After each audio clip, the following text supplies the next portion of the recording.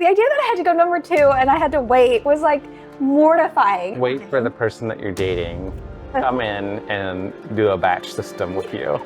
Can't even talk about it, like I'm sweating.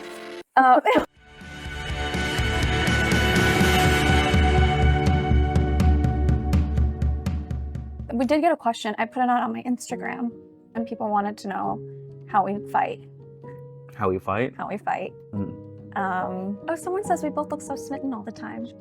We look smitten all the time? Yes. It's just how I look at everybody. You look at everyone like you're smitten? It's the kind eyes. Oh, Brian. Okay, do I do my cold open now? Yeah, we have to do your cold open. Do we have to do that first? Also, I have a candle.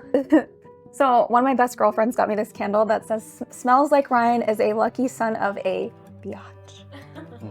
So I haven't lit it yet. It smells, I think it smells good. Set the vibe a little. Yeah. Find out if you're lucky. No, you're not good at that. See, I got it. It was his. He's so bougie. Like, he really is more bougie than me. It was the first bougie thing I ever bought. I bought it when I was like 25 years old. And it was like the first thing I spent, it was like 20 bucks, you know? But it was like one of those boutique shops and you're like, this is something I definitely don't need. And you're like, but it will make girls I'm impressive when they come over. No, it was just... I mean, I did, it worked. Yeah. Also, you had this is like controversial. Why is it this controversial? Whole throw. Because like, so when I first met Ryan, like I didn't know if he was like into Indian people or knew a lot about like Indian things. What? And so like, so when I first like go over to his house, I see that he has this like, what do you call it? Shawl throw? Yeah, it's massive though. Yeah, on display. Like it's the first thing that was sitting at his entry. It had like a little cigar box on top of it. Like it was clearly staged.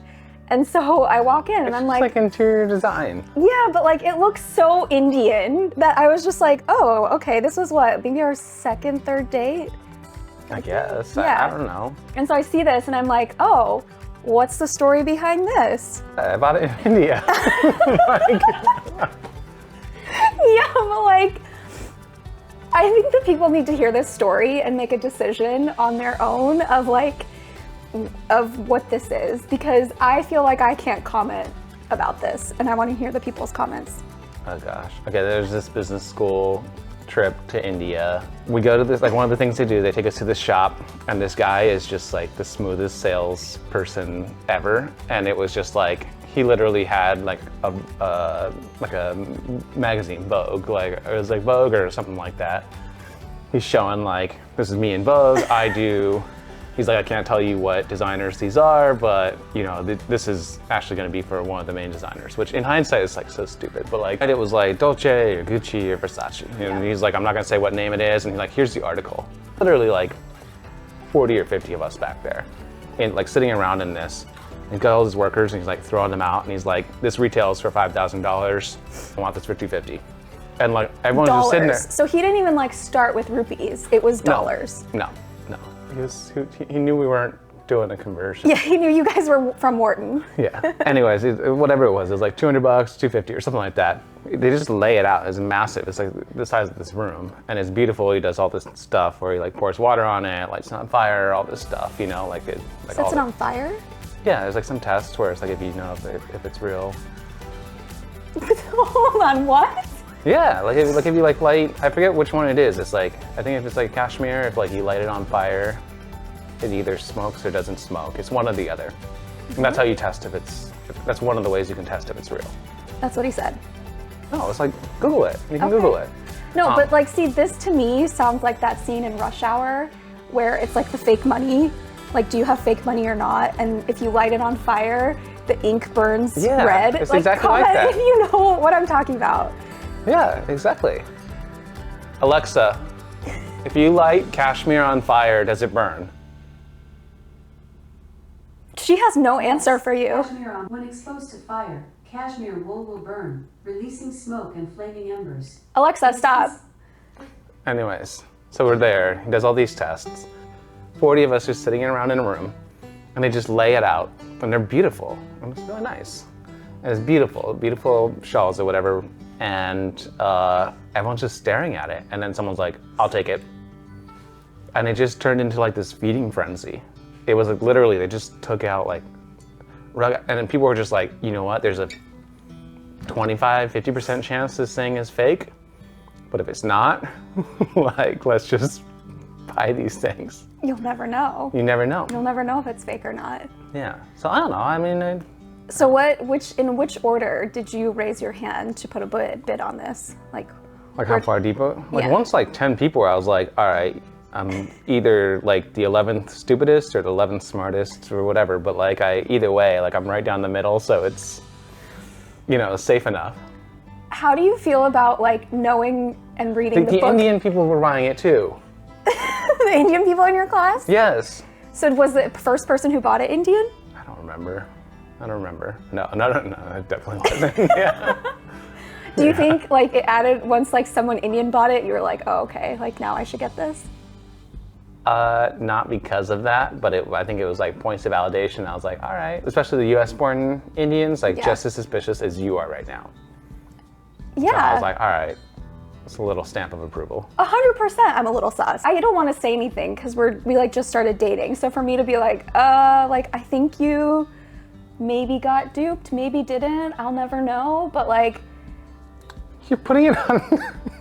I mean, I don't know. Like, I will never know the answer to this. So comment below if you have thoughts or opinions or what happened, because this also does have something to do with like influence and like the group think, but that's 100%. Entirely separate. But. It's 100%. But at the same time, I would say like I think like the students who were organizing it, they were classmates. It wasn't like it was like a tour group that organized it. Like they were trying to make sure that we had a good experience and a good time. So like, I'll call Shiv after this and make sure that was a real place. Yeah, give us the tea, Shiv. We need to know. Yeah.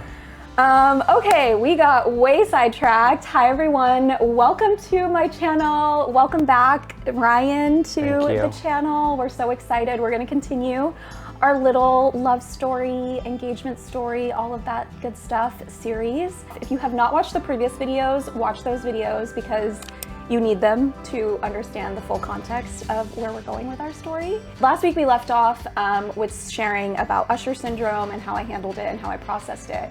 And because you guys had questions and were enthusiastic to learn more, we thought instead of continuing it immediately, we would stop and pause, share a little bit more about like the details of our love story, because y'all wanted to know. Like the dates and the fun stuff, and then do like a little bit of a Q&A after. So let's get into it. Thinking about like green flag moment in like a moment of like maybe crisis or like a turning point of our relationship and like first trip together. Diving right in. Yeah. Right. So what do we start with? Austin.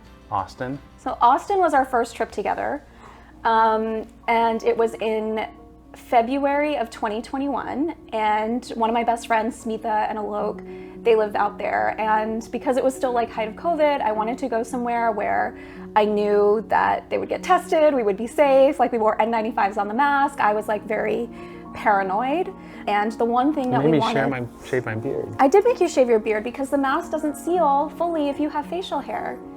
I wanted you to be safe. Like a beige flag. A beige flag? Yeah. Okay, I never knew that, but okay. But you did it. I did do it. It's a green flag. Yeah, green flag. Yeah, the one thing that we wanted was to go someplace warm because we were so miserable. Like, I feel like January in New York is, as much as I love New York, the worst time because it's just like dead and cold. Yeah. And so we get there, and basically this is the time where Austin has that huge ice storm. Like blackout, ice storm, everything, like no power, no water. People don't know about it. Like it like showed up on CNN and New York Times and all that stuff for like one day. But like, people were out of power for like a week. Yeah. Like it was actually pretty serious. And so, very serious. Yeah, so we get there, and basically 2 days in when we were supposed to leave, this storm happens and every flight is canceled. Our friends lost power and water, and like the first night, so as this is happening, I just remember like we're all kind of in crisis mode, but like everyone's crisis mode activation is different. And so both my friends are Indian. And Ryan immediately is like, oh, well, like if there's gonna be a storm, we should fill the bathtub. And I'm just like, why do we fill, like why? Like I had no concept of like why you would do that. I'm from California. I didn't know, like, I don't know the things. I'm just like, if we run out, like if we don't have water, water shuts off, don't have power. Yeah, so, well, we didn't end up doing it. Like no one actually did it. Only thing we had was like alcohol. Yes. For the most part is what we had. And so, I feel like the storm happens, Ryan suggests it, we lose power, we lose water. And like at one point, like I didn't recognize that you need water to flush the toilets, which is like, I just had never been in that situation before, like where you lose water and you have to like harvest snow for toilet water, which is what we had to do.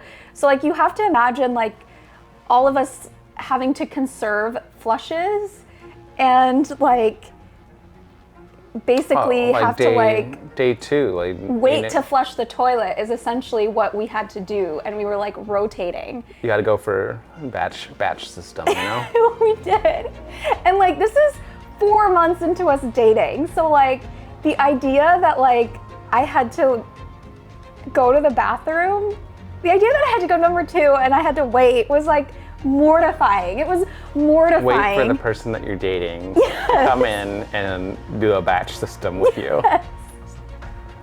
Like that was like it was I can't even talk about it. Like I'm sweating. It was so stressful. And so I guess that was like one barrier that we like were forced to cross basically was to like the poop barrier. I guess everyone has to cross it at some point. So we did that. We did. We did that in dire circumstances. And so like, how did you feel about me? I mean, I was impressed. Yeah? Yeah. I mean, I feel like when you date a beauty queen, you have certain expectations of what she will and will not do. And you assume there's going to be a level. What did you assume? Diva. And high maintenance and all those sorts of things, right? So I think, like just getting right out there and harvesting snow, and we were.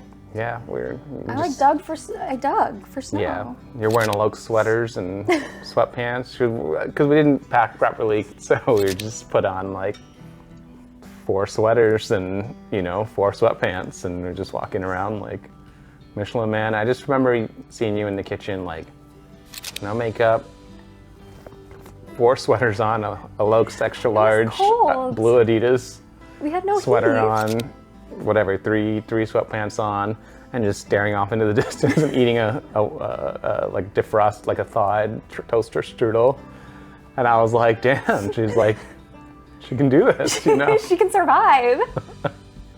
So that was a green flag for sure. Yeah. Yeah, no, I mean, like I think part of it is like knowing that you weren't, which knowing you now, like it's not a surprise, but at the time you don't know who you're dating, right? And so I've mostly only seen you on like very curated dates in some sense, right? Where we're going out to dinner, we're going to a museum, we're going to, a park, picnic, things like that. And so you have these like snapshots of like 3, 4, 5 hours where you're like, okay, this person, and you always present well and you always, have a vibe about you. And so like curtain was lifted. But like you saw good things.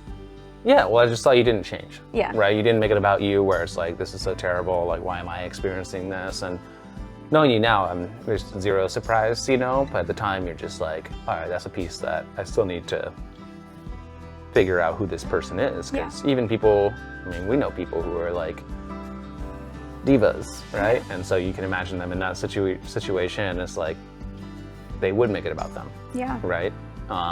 So, I don't know, it was a great experience. I had so much fun. We actually did have a lot of fun. We survived. My friend Smita actually ended up going on Don Lemon when this was back on CNN. And like in the midst of this crisis, remind you, like we're all trying to conserve our cell phone batteries. We don't have power, like nothing. And so we were like, okay, we're not using cell phones unless we have to, basically, emergency situations. Which I also had to tell you. Yeah. Which I did. I was fine with that. Yeah. And so But like in the midst of all of this, Smitha like emails CNN to tell her story. Yeah. And it's like, this is what the situation is. And they call her and they're like, we'd love to have you on, basically. And so she gets on and she, like, Don Lemon's interviewing, tell us the situation. And we were staying with one of her friends because they still didn't have power and water. And we went to one of their friends' places that did have power, but no water. And he's like, tell us the circumstances. And she says, well, Don, you know, there's 7 beings under one roof. And he's like, define beings. She's like, there's 5 people and 2 dogs under this roof. It was really hilarious. Yeah. And we happened to be with like the greatest people to be in crisis with, who we love. So I think that just made the experience that much more fun. And for me, I was also really excited for you to meet them because I felt like this was me also being able to say, like, I have really good people around me. Like, I love my friends. And I just know that they're good people. And so to be able to share that with you in a very extreme way was really fun for me. It was a blast. I mean, it was, a good experience. Yeah. Okay. And then do you know what time we're at? It's 22. Oh, wow. I know. We can also save Q&A for later. We could do that on like a reel or something, you know? We can do whatever. Do you want to confess your secret? Right now? I mean, we have to cover it at some point before we go into... Okay, Ryan. Yes. Did you have anything that you wanted to tell me that you were holding on to that you didn't? Mm-hmm. I did have something to tell you that I was holding on to that I didn't. Okay, state that to camera. I had a confession to make. I knew who Nina was. You look weird. He's like, yes, Just that was weird. A little. Just a little. That is next episode, next video. But other than that, thank you so much for watching. Thank you for being here. Thank you for joining. Thank you for having me. Please subscribe, like, share, do all the YouTube things. I don't think you're supposed to say that anymore. Oh, no? Okay. Yeah, it messes up the algorithm. Oh, okay. All right. Well, thanks for hanging out with us, and we'll see you next time. On YouTube. Bye.